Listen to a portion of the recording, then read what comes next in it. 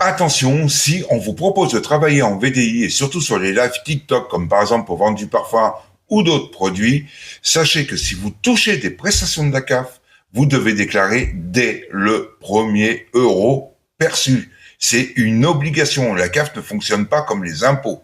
D'accord? C'est dès le premier euro perçu. Et là, c'est là où ça peut être problématique. Admettons que vous êtes fille mère. On vous dit, bah, achetez une mallette à 120 euros ou 400, j'ai entendu aussi pour certains.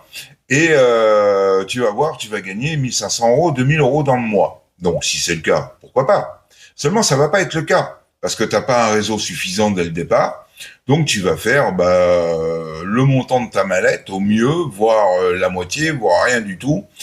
Et si tu fais le montant de ta mallette, ou que tu gagnes 50 ou 200 ou 300, allez, jusqu'à 500 euros, je suis généreux, d'accord? Eh bien, quand tu vas déclarer à la CAF va te descendre tes prestations sociales. Mais là, ça va te faire mal. Parce que si tu déclares 100 euros, elle va pas te descendre tes prestations sociales de 100 euros. Non, non, non, non. Non, non, selon ce que tu touches, ça peut être 200, 300, 400 euros.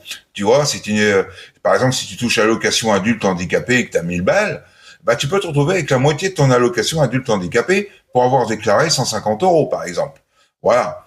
Donc, ne tombez surtout pas là-dedans, ce n'est pas du tout avantageux pour vous. À la limite, si vous avez un travail et que vous n'avez droit à aucune prestation sociale, là encore, vous pouvez le faire en deuxième boulot, vous risquez pas grand-chose et au niveau de la déclaration, vous avez droit jusqu'à 2000 euros dans l'année avant de vous déclarer.